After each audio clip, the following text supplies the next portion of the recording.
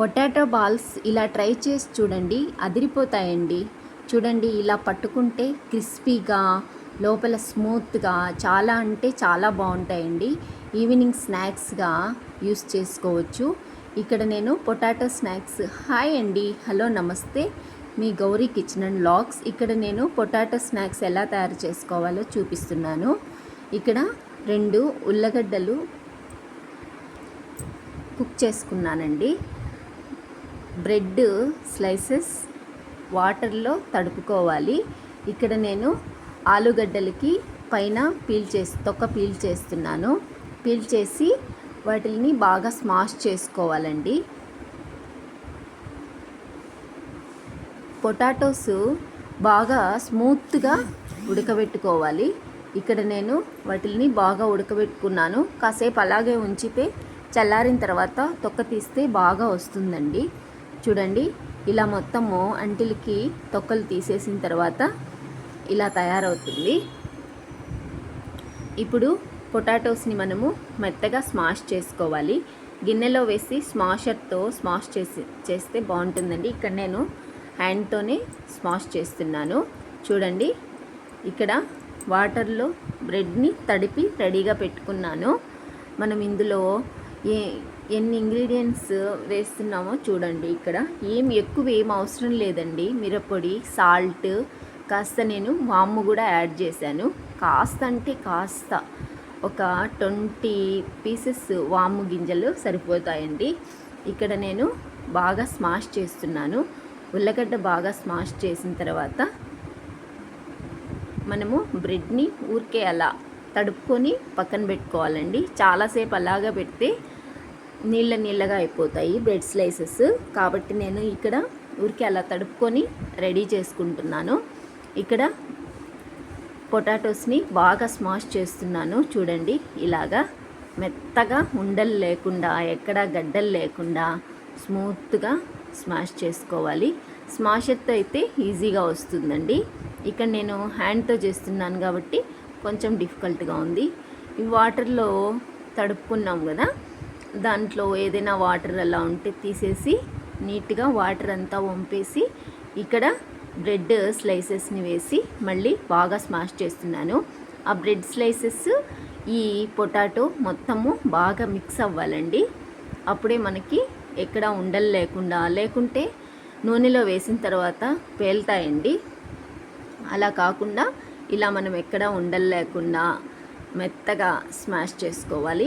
ఇక్కడ బాగా స్మాష్ చేసిన తర్వాత మనం రెడీ చేసుకున్నటువంటి మసాలా దినుసుల్ని యాడ్ చేసుకోవాలి. చూడండి, ఇక్కడ ఇలా స్మాష్ చేస్తున్నాను. తర్వాత మనము రెడీ చేసుకున్నటువంటి మిర్చి పౌడరు, ఫస్ట్ కార్న్ఫ్లోర్ వేసుకోవాలండి. 2 పొటాటోస్కి 2 or 3 టేబుల్ స్పూన్స్ కార్న్ఫ్లోర్ సరిపోతుందండి. చూడండి, ఇక్కడ కార్న్ఫ్లోర్ వేస్తున్నాను. కార్న్ఫ్లోర్ వేసిన తర్వాత మళ్ళీ బాగా మిక్స్ చేయాలి. ఇలా మిక్స్ చేయాలి, బాగా మిక్స్ చేయాలండి. మొత్తము కలిసిపోవాలి. బ్రెడ్ స్లైసెస్, ఆలు పీసెస్, కార్న్ఫ్లోరు మొత్తము మిక్స్ అవ్వాలి. ఇక్కడ బాగా మిక్స్ అయిన తర్వాత మరలా మనం రెడీ చేసుకున్నటువంటి మిర్చి పౌడరు, కాస్త గరం మసాలా, కాస్త ధనియా పౌడరు, సాల్ట్, వాము గింజలు వేసి బాగా మిక్స్ చేయాలి. చూడండి, ఇక్కడ మిర్చి పౌడర్ వేసాను, ఇక సాల్ట్ వేస్తున్నాను. ఇక్కడ ధనియా పౌడర్ వేసాను. మన టేస్ట్కి తగ్గట్టు వేసుకోవాలండి. హెవీగా వేసినా కూడా మళ్ళీ హెవీగా ఉంటాయి. ఇక్కడ నేను లైట్గా వేస్తున్నాను. అన్నీ స్పైసెస్ అన్నీ లైట్గా వేస్తున్నాను. సాల్ట్ కూడా ఎక్కువ పట్టదండి. మనం ఆల్రెడీ పొటాటోస్లో వేసి సాల్ట్ కుక్ చేసి ఉంటాం కాబట్టి ఇక్కడ మనకి ఎక్కువ పట్టదండి. చూడండి, ఇలా వేసిన తర్వాత అంతా మరలా బాగా మిక్స్ చేసుకోవాలి. ఇక్కడ అన్నీ వేసేసాను, స్పైసెస్, సాల్ట్ అన్నీ వేసేసాను. ఇప్పుడు మరలా మొత్తం అంతా మిక్స్ చేసుకోవాలి. Cornflour, bread slices, potatoes smash చేసింది, అన్నీ స్పైసెస్, సాల్ట్ అన్నీ వేసిన తర్వాత మళ్ళీ అంతా ఒక పిండిలాగా మొత్తం మిక్స్. ఇక్కడ కొత్తిమీర కూడా వేస్తున్నానండి. కొత్తిమీర సన్నగా తరిగి మిక్స్ చేసుకోవచ్చండి. చూడండి ఇక్కడ ఇలా వేసిన తర్వాత మరలా మొత్తము అంతా మిక్స్ అయిపోవాలండి. ఇక్కడ డివైడ్గా ఉంది, అంతా సరిగ్గా మిక్స్ అవ్వలేదు. ఇప్పుడు బాగా స్మాషర్తో కానీ హ్యాండ్తో కానీ బాగా చూడండి ఇలా మిక్స్ చేసేసుకోవాలి. ఇలా మిక్స్ చేసిన తర్వాత మనము స్టార్ట్ చేయాలండి. చూడండి ఇలా బాగా మిక్స్ చేయాలి. నాకు ఇక్కడ కొద్దిగా పల్చగా అయిందండి. అలా కాకుండా మీరు ఇంకా గట్టిగా కలుపుకోండి, ఇంకా బాగుంటాయండి. చూడండి ఇక్కడ పాన్ పెట్టి స్టవ్ ఆన్ చేసి ఆయిల్ వేడి చేశాను. తర్వాత మనం మిక్స్ చేసుకున్నటువంటి మిక్చర్ని చిన్న చిన్న బాల్స్ లాగా రెడీ చేసి ఆయిల్లో వేసి డీప్ ఫ్రై చేసుకోవాలండి.